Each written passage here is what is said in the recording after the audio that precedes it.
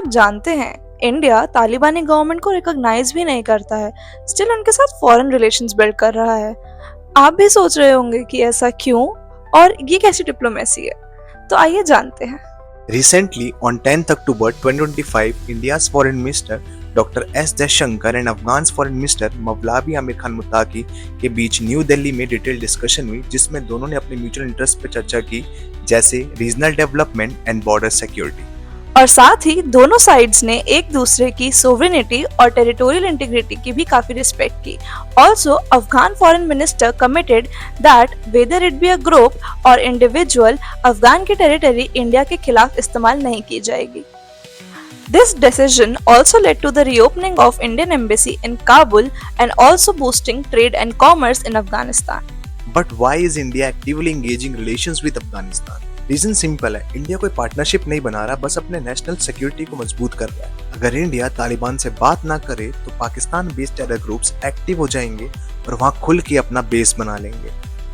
Basically India को पता है कि अगर वो अफगानिस्तान से दूरी बनाएगा तो वहां पर चाइना और पाकिस्तान का इन्फ्लुएंस बढ़ जाएगा और इंडिया की सिक्योरिटी रिस्क भी डबल हो जाएगी, क्योंकि तालिबान प्रीवियसली पाकिस्तान का पार्ट था। एंड इंडिया अफगानिस्तान के साथ रिलेशंस बिल्ड करके पाकिस्तान का इन्फ्लुएंस तोड़ना चाहता है एंड ये बताना चाहता है कि दिल्ली भी एक ऑप्शन है। But how is India building a strategic engagement with Afghanistan? India का स्ट्रेटेजिक मूव है डेवलपमेंट, ट्रेड और सॉफ्ट पावर से अफगानिस्तान में इन्फ्लुएंस बनाना। पहला, soft power and humanitarian add, जिसमें इंडिया डेवलपमेंट पार्टनर की तरह अफगानिस्तान को ह्यूमैनिटेरियन एड प्रोवाइड कर रहा है, जैसे food, disaster relief and new health care projects like providing ambulances, medical facilities. This can help create a good relation with अफगानिस।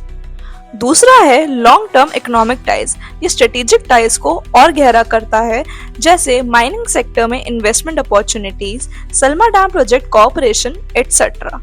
ये एक बड़ी इकोनॉमिक अपॉर्चुनिटी ऑफर करेगा जो दोनों देशों के लिए बहुत जरूरी है।